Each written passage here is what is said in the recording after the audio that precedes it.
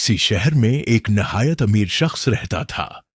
جائیداد، پلازے، گاڑیاں، نوکر چاکر، سب کچھ اس کے پاس تھا، مگر ایک چیز کی کمی تھی، اور وہ تھا ذہنی سکون۔ دن رات کاروباری پریشانیوں میں گرا رہتا، گھر میں لڑائیاں، دل میں خوف، نیندیں اڑی ہوئی تھی۔ کئی بار دل چاہا کہ سب کچھ ختم کر دے، زندگی سے تھک چکا تھا۔ ایک دن اس نے فیصلہ کر لیا، اب بہت ہو گیا، اب میں خودکشی کروں گا۔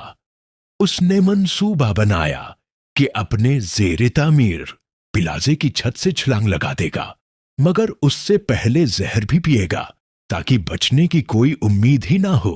لہذا اس نے زہر پیا اور پلازے کی چھت سے چھلانگ لگا دی، مگر قسمت کو کچھ اور ہی منظور تھا۔ جب وہ نیچے گر رہا تھا تو اچانک شٹرنگ کے لوہے کے پائپوں کے درمیان اس کا پاؤں پھنس گیا، جسم لٹک گیا، سر نیچے، پاؤں اوپر ہو گئے۔ اسی حالت میں اس کو الٹی ہوئی، جس کی وجہ سے وہ زہر جو اس نے ابھی پیا تھا معدے سے الٹ کر منہ سے باہر نکل گیا۔ نیچے موجود مزدوروں نے فوراً اسے نیچے اتار لیا، یوں اس کی زندگی بچ گئی۔